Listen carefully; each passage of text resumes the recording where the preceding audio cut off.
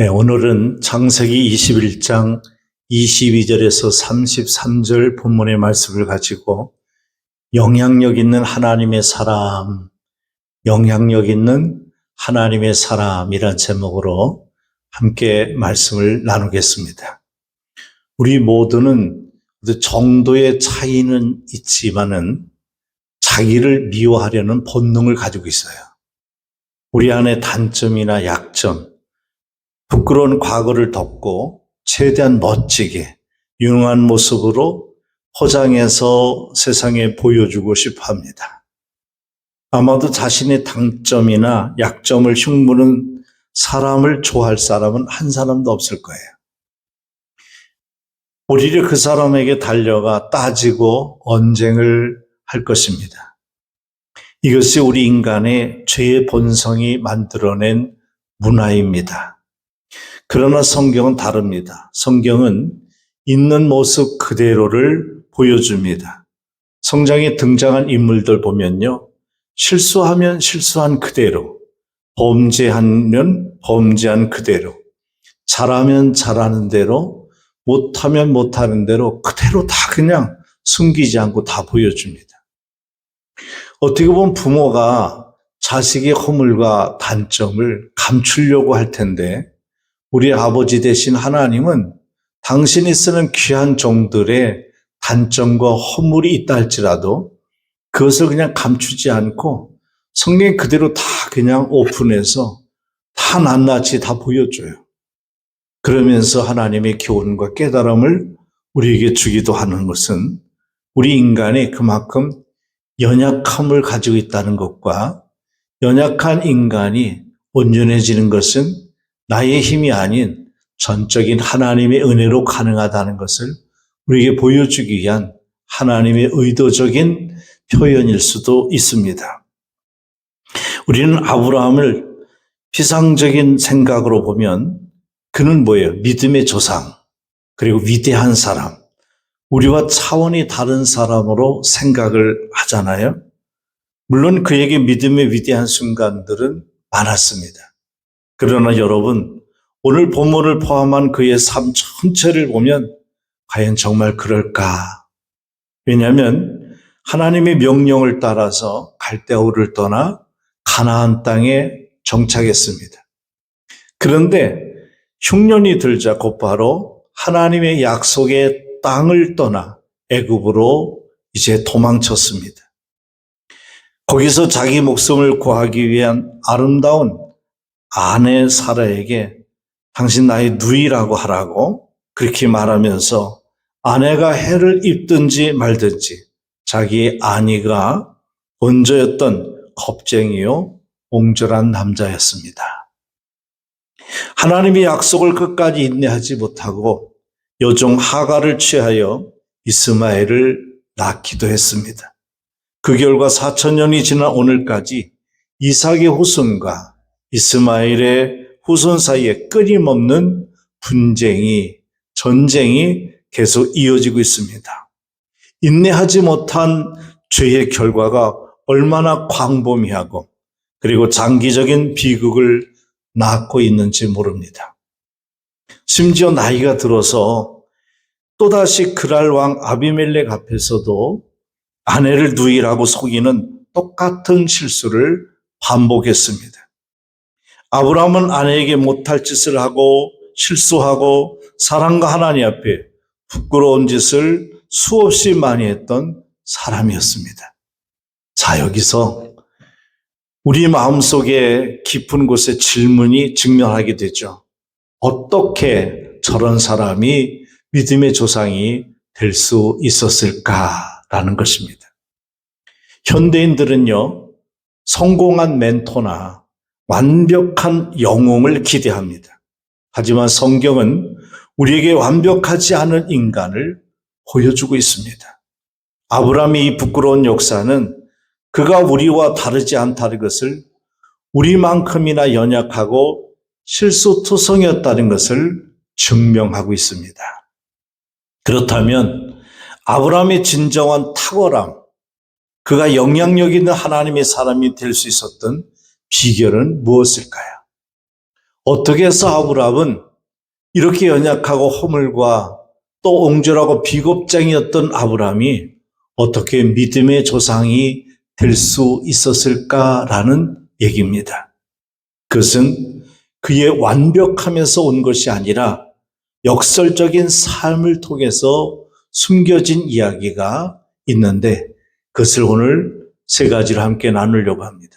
첫 번째는 아브라함은 하나님이 함께하는 사람이었다라는 겁니다. 22절을 같이 읽겠습니다. 그때의 아비멜렉과 그의 군대 장관 비골이 아브라함에게 말하여 이르되 네가 무슨 일을 하든지 하나님이 너와 함께 계시도다. 이것이 중요합니다. 아브라함이 나는 하나님과 동행하는 사람입니다라고 스스로 말한 것이 아니라 그랄 땅의 최고 권력자 블레셋 사람 이방인인 아비멜렉과 그의 군대 장관 비골이 와서 아브라함에게 당신은 하나님이 함께하는 사람입니다 라고 얘기를 했다는 것입니다. 아브라함은 한때 자기 아내를 누이라고 속였습니다. 아비멜렉의 가정을 위험에 빠뜨린 인물이었습니다. 그런데 그들이 아브라함을 찾아와서 뭐라고 고백합니까? 당신은 무슨 일을 하든지 하나님이 함께 하십니다. 이렇게 말합니다. 이것이 그리스도인에게는요, 가장 영광스러운 표징입니다. 그리고 교회 안에서 믿음 좋다는 칭찬을 듣는 것도 좋지만 세상 사람들이 우리를 보고 저 사람은 분명히 우리와 다른 어떤 분과 함께 있다라고 확실하게 보여줄 때, 그렇게 인정될 때 그것이야말로 복음의 능력이 세상에 드러나는 순간일 것입니다. 요셉이 애굽의 노예로 팔려갔을 때에 그의 주인 보디발은요, 여호와께서 요셉과 함께 하심을 봤더라 이렇게 성경에 기록하고 있습니다. 이렇게 보면 모세도 이스라엘 사람들을 하나님께서 건져내라고 호렙산에서 명령하실 때에 모세는 그것이 두려워서 자신이 없어서 하나님 내가 누구이길래 그 일을 할 수 있습니까? 라고 묻습니다. 그때 하나님께서 모세에게 한 말씀은 내가 반드시 너와 함께 하리라 라는 것입니다.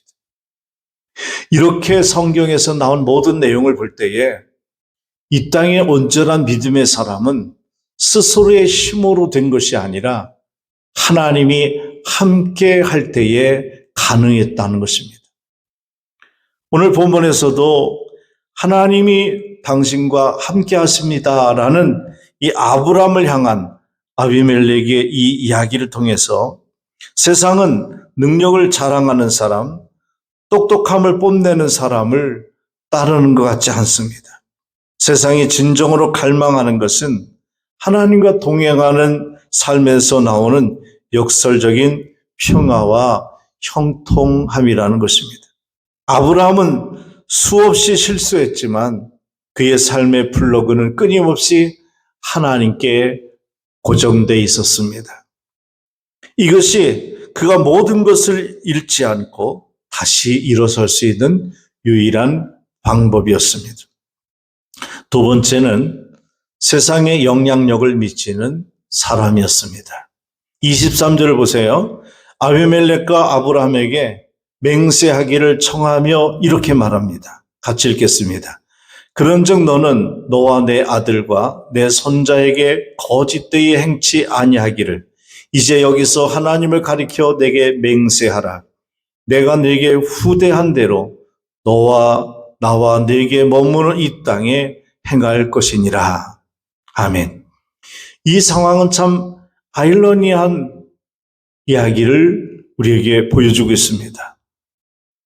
누가 이 땅의 주인입니까? 지금 본문에 나오는 이 블레셋 지역의 그랄 땅의 주인은 누굽니까? 그랄 왕 아비멜렉이죠. 근데 아브라함은 누구예요? 그 땅을 잠시 와서 사는 이민자요 나그네였습니다. 그런데 주인인 왕이 나그네에게 군대 장관까지 대동하고 와서는 제발 우리를 배신하지 않겠다고, 우리 아들과 손자까지 대대로 잘 대해주겠다고 맹세해 주십시오라고 왕이 아브라함한테 부탁하고 있습니다. 상식이 완전 뒤집힌 거죠. 일반적으로 약자가 강자에게 부탁을 하잖아요. 왕은 언제든 아브라함을 쫓아낼 수 있는 힘을 가지고 있었습니다. 그런데도 그는 아브라함의 영향력을 두려워하고 그의 존재 자체를 필요로 했던 것입니다. 오늘날 교회 성도들이 가장 큰 문제가 뭘까요? 세상에 자꾸 끌려가고 있다는 것입니다. 집안의 가장이요 믿음의 어머니가 자식들에게 끌려가서 자식이 피곤하다, 오늘은 바쁘다, 또 공부가 밀려있다, 그래서 교회 못 가겠다 하면 그래 그렇게 하라, 쉬어라, 공부하라, 그냥 자식에게 끌려가는 부모가 얼마나 많습니까? 근데 아브라함은 이런 상황 속에서 그가 절대 세상을 두려워하지 않고 세상을 변화시켜 영향력을 줄 수 있는 사람이 될 수 있었던 것은 뭘까?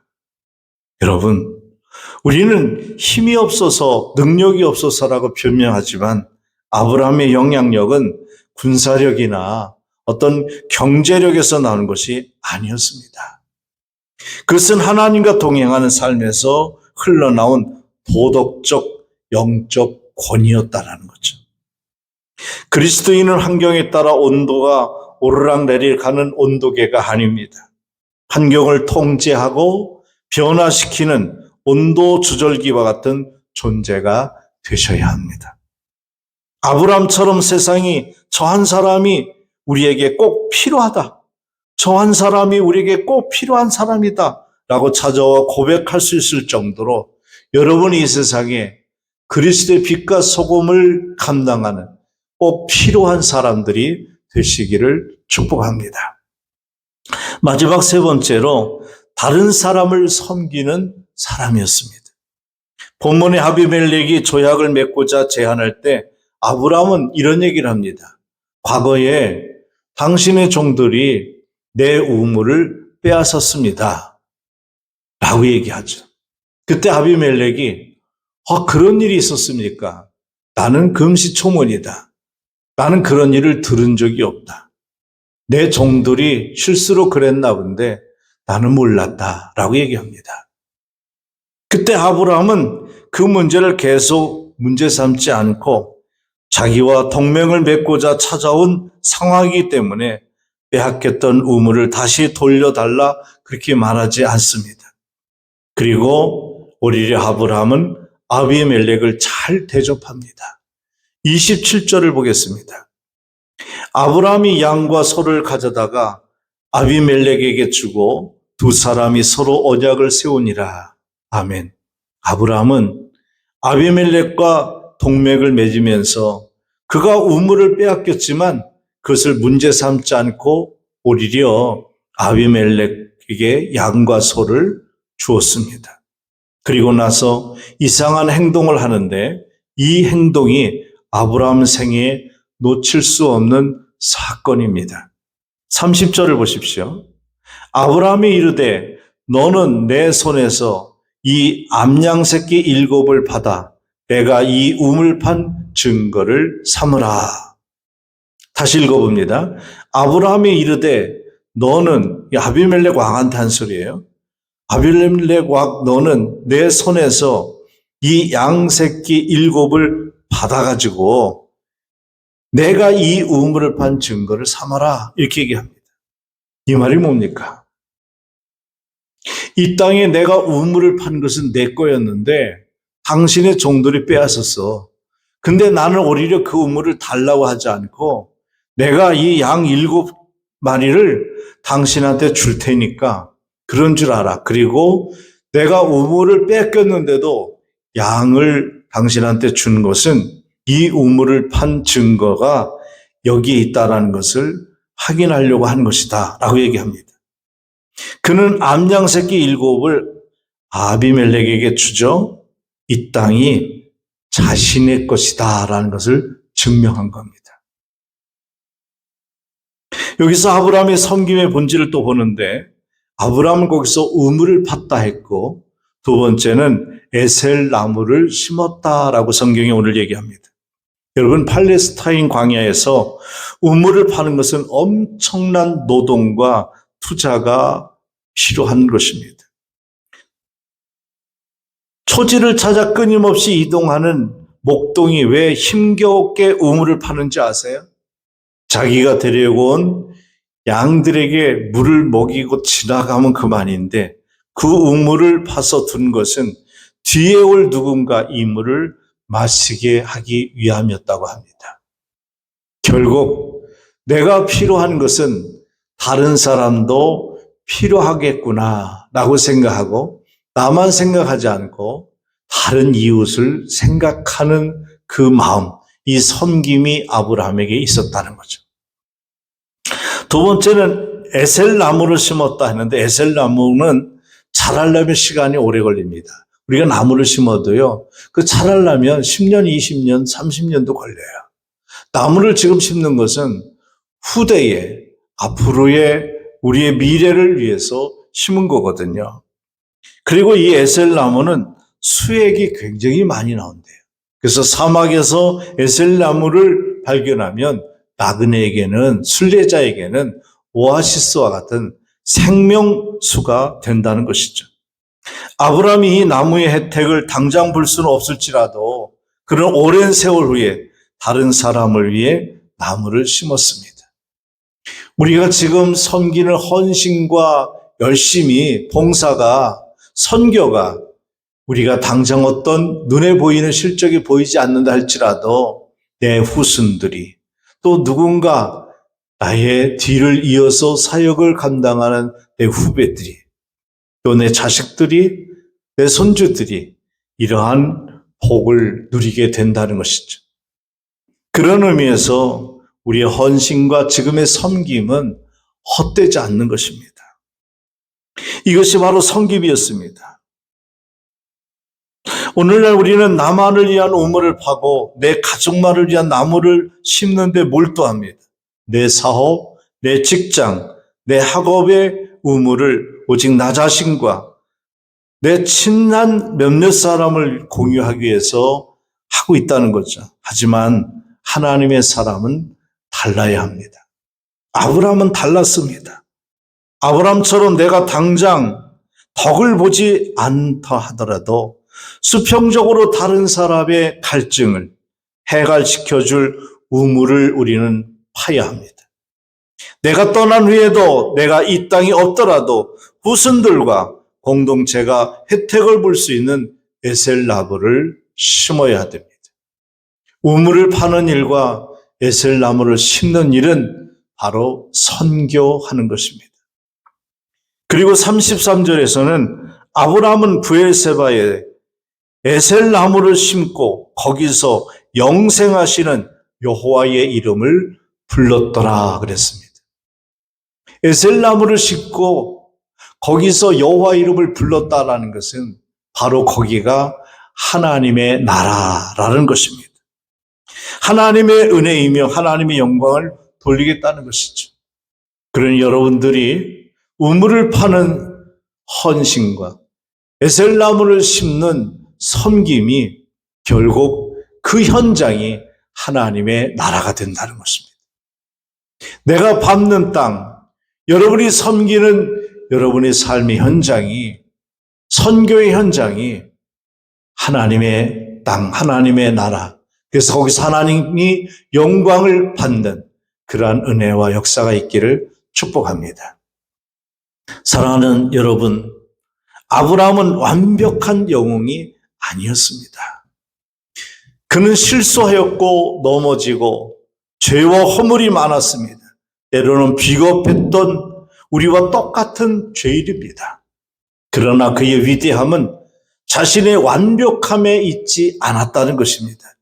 그는 끊임없이 그리스도, 이삭, 아들 이삭을 너에게 주겠다라는 그리스도를 예표하는 이삭을 약속으로 그는 의지하고 있었고, 실수했음에도 불구하고 하나님은 그를 포기하지 않는 그와의 동행이 있었다는 것입니다. 이것이 바로 복음의 핵심입니다. 우리는 우리의 선함이나 능력 때문에 하나님과 동행하는 것이 아닙니다. 우리는 여전히 실수하고 또 죄를 짓고 또 넘어지고 허물이 많지만 하나님께서 그의 약속을 지키시며 우리와 역설적인 동행해 주시기 때문에 세상에 영향을 미칠 수 있는 것입니다. 저 여러분들에게도 아브라함과 같은 선한 모습들이 있기를 바랍니다. 언제 어디서나 무엇을 하든지 하나님과 동행하는 사람이 되시기를 바랍니다. 또한 세상에 영향력 끼치며 세상에 여러분들이 덕을 볼 수 있게 되기를 바랍니다. 여러분 어디를 가든지 무엇을 하든지 그것이 우물을 많이 파서 세상을 살맛나게 하는 사람들이 되시기를 바랍니다. 여러분들이 어디를 가든지 그곳에 에셀나무를 많이 심어서 세상을 복되게 하는 여러분들이 되시기를 주의 이름으로 축복합니다.